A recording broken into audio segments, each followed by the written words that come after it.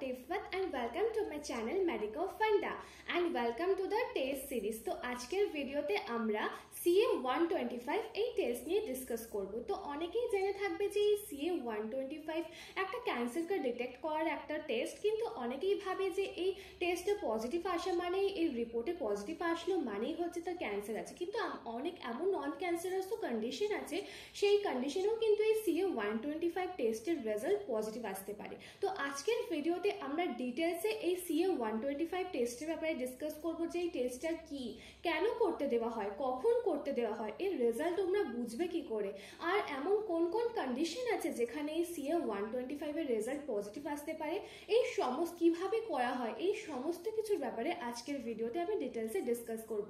তো চলো দেখে নিই। শুধু ভিডিও শুরু করার আগে তোমাদের কাছে ছোট্ট একটা রিকোয়েস্ট, তোমরা যদি প্রথমবার আমার চ্যানেলটিকে দেখে থাকো কিংবা এখনো আমার চ্যানেলটিকে সাবস্ক্রাইব না করে থাকো তো অবশ্যই এক্ষুনি আমার চ্যানেলটিকে সাবস্ক্রাইব করো আর পাশে থাকো বেল আইকনটিকে অবশ্যই ক্লিক করো for gate notification of our latest update. তো চলো দেখে নেওয়া যাক আজকের ভিডিও।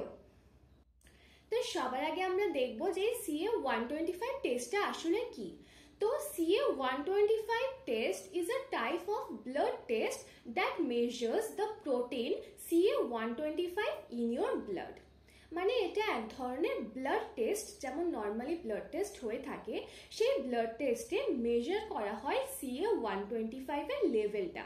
এবং এই CA 125টা কি, এটা কিন্তু CA 125 এটা হচ্ছে এক ধরনের ক্যান্সার অ্যান্টিজেন, যাকে ফুল নেম বলা হয় ক্যান্সার অ্যান্টিজেন 125, ঠিক আছে। এবং এটা এক ধরনের হচ্ছে প্রোটিন মার্কার।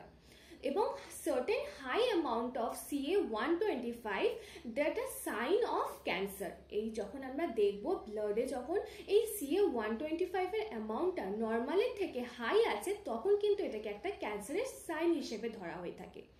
এবং এই যে CA 125 টেস্ট এটা কিন্তু একটা স্ক্রিনিং টেস্ট হিসেবে ইউজ করা হয়। এটা কিন্তু ক্যান্সারের কোনো কনফার্ম ডায়াগনস্টিক টেস্ট না, মানে এটা দিয়ে কনফার্ম হওয়া যায় না যে তার ক্যান্সার আছেই কিনা, এটা একটা স্ক্রিনিং টেস্ট হিসেবে ইউজ করা হয়ে থাকে, ঠিক আছে। এবার আমরা ডিটেলসে দেখব এই CA 125 টেস্টটা কখন কখন করতে দেওয়া হয়ে থাকে। তো ফার্স্টে যেটা আমি বললাম এটা ক্যান্সারের স্ক্রিনিং টেস্ট হিসেবে ব্যবহৃত হয়। তো মেনলি হচ্ছে ওভারিয়ান ক্যান্সার। কারোর যদি প্রিভিয়াস হিস্ট্রিতে ওভারিয়ান ক্যান্সার হওয়ার একটা সম্ভাবনা মনে করে যে ডক্টর যে তার ওভারিয়ান ক্যান্সার হওয়ার সম্ভাবনা থাকতে পারে, বা হচ্ছে তার ক্লিনিক্যাল হিস্ট্রি বা তার প্রিভিয়াস রেডিওলজিক্যাল ইনভেস্টিগেশন রিপোর্টে এসে গিয়ে থাকে, তখন কিন্তু সেই ক্ষেত্রে একটা স্ক্রিনিং টেস্ট হিসেবে এই CA 125 টেস্টটা করতে দেওয়া হয়ে গিয়ে থাকে। তো দেখা যায় মেনলি ওভারিয়ান ক্যান্সারের সময় কিন্তু এই CA 125 এই টিউমার মার্কারের লেভেলটা ব্লাডে বেড়ে গিয়ে থাকে নর্মালের থেকে, তো সেই ক্ষেত্রে এই টেস্ট করতে দেওয়া হয়ে থাকে। সেকেন্ডলি হচ্ছে কারোর যদি ক্যান্সারের ট্রিটমেন্ট চলতে থাকে তার সেটাকে মনিটরিং করতে, মানে হয়তো কারোর ওভারিতে ক্যান্সার আছে বা ফ্যালোপিয়ান টিউবে বা হচ্ছে পেরিটোনিয়াল ক্যান্সার, এই ধরনের যদি ক্যান্সার থেকে থাকে তার ট্রিটমেন্ট চলছে, তার কেমোথেরাপি বলছে যে চলছে, তার ট্রিটমেন্টের কতটা ইমপ্রুভমেন্ট হচ্ছে, সে সেই ট্রিটমেন্টে কতটা রেসপন্স করছে সেটা দেখার জন্য কিন্তু সেটাকে মনিটর করার জন্য কিন্তু এই CA 125 টেস্টটা করতে দেওয়া হয়ে থাকে। যেমন হয়তো কারোর কেমোথেরাপি চলছে, একটা কেমোথেরাপির পর বা কিছু কেমোথেরাপির পর এই টেস্ট করতে দেওয়া হয়। কেন, যদি এই টেস্টটা করা হয় তখন দেখা যাবে কিন্তু এই CA 125 এই যে টিউমার মার্কারের লেভেলটা কিন্তু ব্লাডে আস্তে আস্তে ডিক্রিজ হতে থাকে। তো সেখান থেকেই কিন্তু বোঝা যায় যে তার ক্যান্সারের ট্রিটমেন্টের ইমপ্রুভমেন্ট হচ্ছে। তো এই মনিটর করার জন্য হয়ে গিয়ে থাকে। থার্ড হচ্ছে তার ক্যান্সারটা রেকারেন্স হচ্ছে কিনা, মানে হয়তো কারোর ক্যান্সার হয়েছিল সেখান থেকে তার ট্রিটমেন্ট কমপ্লিট হয়ে গেছে, বা তার কারোর হয়তো সার্জারি হয়েছে, সার্জারি হয়ে যাওয়ার পর ক্যান্সারটা হয়তো সেরে গেছে, সেরে যাওয়ার স্টেজে চলে গেছে, তারপরে সেই ক্যান্সারটা আবার রেকার করছে কেন, আবার রেকার করছে কিনা, রেকারেন্স হচ্ছে কিনা, সেটা ফিরে আসছে কিনা বা সেটা ছড়াচ্ছে কিনা সেইটা মনিটরিং করতে, সেটা দেখার জন্য কিন্তু এই CA 125 টেস্ট করতে দেওয়া হয়ে গিয়ে থাকে। এছাড়া হচ্ছে আরেকটা হচ্ছে কারোর ফ্যামিলি হিস্ট্রিটা যদি ওভারিয়ান ক্যান্সার বা ফ্যালোপিয়ান টিউবে ক্যান্সার থেকে থাকে সেই ক্ষেত্রে এই টেস্ট রেকমেন্ড করা হয় যেটা ইনহেরিটেড জিনগতভাবে যদি তার পরবর্তী এতে এই ক্যান্সারের কোনো সম্ভাবনা বা চান্স আছে কিনা সেটা স্ক্রিনিং করার জন্য স্ক্রিনিং টেস্ট হিসেবে কিন্তু এই CA 125 টেস্ট করতে দেওয়া হয়ে গিয়ে থাকে।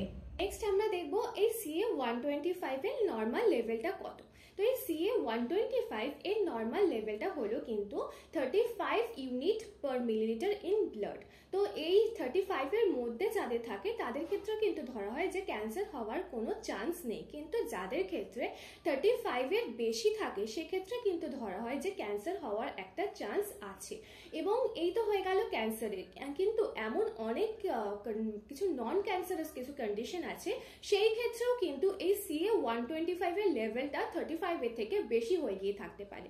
যেমন হচ্ছে এন্ডোমেট্রিওসিস, কারো যদি এন্ডোমেট্রিওসিস হয়ে গিয়ে থাকে, বা হচ্ছে ইউট্রাইন ফাইব্রয়েড, তারপর হচ্ছে কারোর PID মানে পেলভিক ইনফ্ল্যামেটরি ডিজিজ, সেই ক্ষেত্রে প্রেগন্যান্সির টাইমে, তারপর হচ্ছে কিছু লিভার ডিজিজের কিছু কন্ডিশনে, এছাড়াও রয়েছে হচ্ছে মেনস্ট্রুয়াল পিরিয়ডের সময় যদি এই টেস্ট করা হয়ে গিয়ে থাকে, সেই ক্ষেত্রেও কিন্তু এই CA-125 এই টিউমার মার্কারের লেভেলটা নর্মালের থেকে বেশি হয়ে গিয়ে থাকে। তো এই হয়ে গিয়ে গেল নর্মাল লেভেল, আর কোন কোন কন্ডিশনে কতটা বেড়ে গিয়ে থাকে। নেক্সট আমরা দেখবো হচ্ছে এই টেস্টটা কিভাবে করা হয়। তো এই CA-125 নর্মালি, এটা কিন্তু আমরা ফার্স্টেই বললাম এটা একটা ব্লাড টেস্ট। তো নর্মাল ব্লাড টেস্ট যেভাবে করা হয়ে গিয়ে থাকে, যেমন আমাদের এখানে হাতের আর্ম থেকে বা হাতের শিরা থেকে ব্লাড কালেক্ট করে এটাকে ব্লাড স্যাম্পলকে টেস্টের জন্য পাঠানো হয়ে গিয়ে থাকে, এবং এই টেস্টের জন্য আগে থাকতে কোনো প্রিকশন বা কোনো প্রিপারেশন কিন্তু প্রয়োজন হয় না। মানে হচ্ছে আপনাকে ফাস্টিংয়ে থাকতে হবে বা কোনো মেডিকেশন স্টপ করতে হবে এমন কিন্তু কিছু নেই। তবে আপনি যদি কোনো মেডিকেশন নিয়ে থাকেন এই সময়, তো আপনি অবশ্যই তা আপনার ডক্টরকে জানিয়ে কিন্তু রাখবেন, কারণ কোন মেডিকেশনের কি আছে সেটা তার উপর এফেক্ট ফেলতে পারে। তো এই হয়ে গেল এই CA-125 টেস্টের ব্যাপারে কিছু তথ্য। আই হোপ আজকের এই ভিডিওটি তোমাদের ভালো লেগেছে, হেল্পফুল লেগেছে। যদি ভিডিওটিকে তোমাদের ভালো লেগে থাকে, হেল্পফুল লেগে থাকে, তো এটিকে একটি লাইক অবশ্যই করো, আর তোমার ফ্যামিলি, ফ্রেন্ডস, রিলেটিভ সবার সাথে আমার এই ভিডিওটিকে অবশ্যই শেয়ার করো। And don't forget to subscribe my channel. By friends.